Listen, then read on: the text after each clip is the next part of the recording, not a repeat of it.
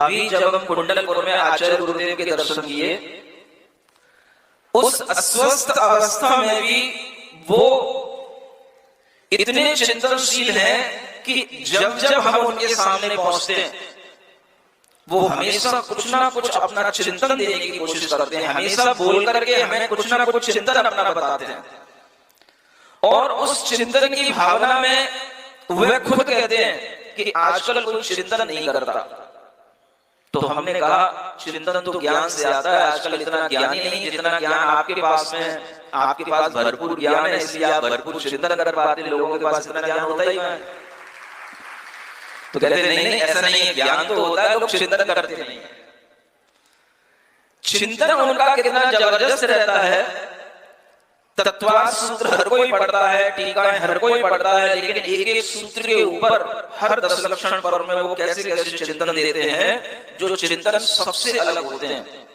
पिछले जितने भी टीकाकार हो गए हैं, उन सब टीकाकारों से अलग उनका चिंतन जाता है। और वह इतने चिंतन तभी कर पाते हैं जब वो निरंतर चिंतनशील बने रहते हैं, अभी ज्ञानोपयोगी बने रहते हैं।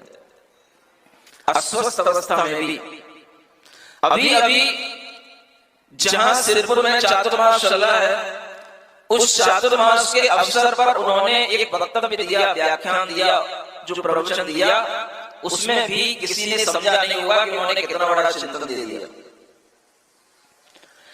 उस तत्वार्थ सूत्र के अंदर जीव को बताने के लिए 2 प्रकार के सूत्र आते हैं।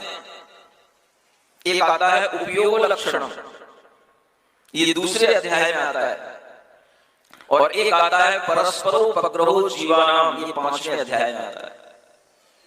उनका चिंतन तो देखो आप, कोई भी ये सोच नहीं सकता कि इस दोनों सूत्रों को हमें किस रूप में घटित करना चाहिए। उनके चिंतन में आता है कि देखो तत्वार्थ सूत्र के अंदर जीव के एक तरफ सामान्य गुण बताए हैं और एक तरफ जीव के विशेष गुण बताए हैं। सामान्य गुण क्या?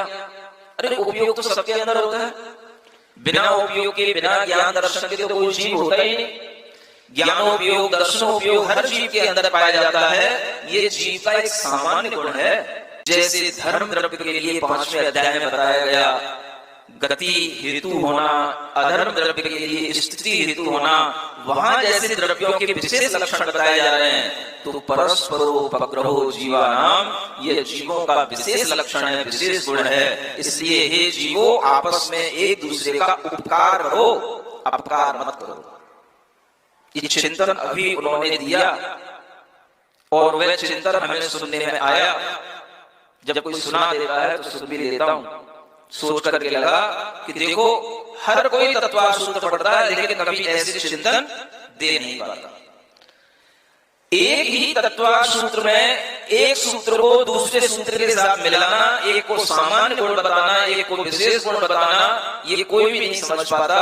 और इस तरह के चिंतन की दशाएं उन्हीं में चलती हैं जो सतत सूत्रों का चिंतन करते हैं। जब आचार्य महाराज से हम वहां पर दर्शन की चर्चा करते थे, तो आचार्य महाराज ने कहा ये चिंतन कोई नहीं करता। तो हम भी थोड़ा सा अपने ही भाव में बोलते हैं, हमने कहा ये चिंतन आचार्यों का ही काम है। ये चिंतन करना भी आप जैसे श्रेष्ठ आचार्यों का ही काम है। अरे ऐसे कैसे काम है? सबका काम होता है, चिंतन तो सबके लिए हो सकता है, नहीं हो सकता।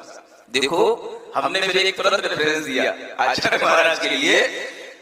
हमने कहा देखो आचार्य भक्ति में आचार्य कुंदकुंद देव ने लिखा है कि वह सुतत्व भावना है, सूत्र और अर्थ की भावना में जो निरंतर लगे रहते हैं, ऐसे उसमें शब्द आता है सुतत्व भावना है। मैंने कहा आपके लिए, हम लोगों का काम तो बस आप जो हमें तो उसको हमें ग्रहण करना है, हमें उसको अपनाना है, चिंतन करना आपका काम है। क्योंकि आचार्य भक्ति में आपके लिए लिखा गया है, आचार्य जो होते हैं सूत्र के अर्थों का चिंतन करते रहते हैं, भावना करते रहते हैं, और वो हमें आपके अंदर दिखाई देती है। इसलिए यह चिंतनशीलता आपके आचार्य के गुण को बढ़ाने वाली है।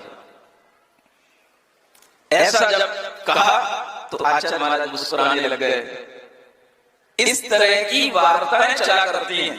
जब उनके कक्ष में भी बैठते हैं और इस तरह से जब उनकी भैया वृत्ति वगैरह भी होती रहती है तो भी वो इस तरह के चिंतनशीलता में ही शिष्यों के साथ में इस तरह का एक मनोभाव प्रसन्नता का बनाए रखते हैं। तो आप सोचें कि इस तरह की चिंतनशीलता ये अभीष्ट ज्ञान उपयोग से आती है और ऐसा ज्ञान हमेशा चलता रहना ये एक साधक के लिए भी और एक नेता के लिए भी जरूरी है।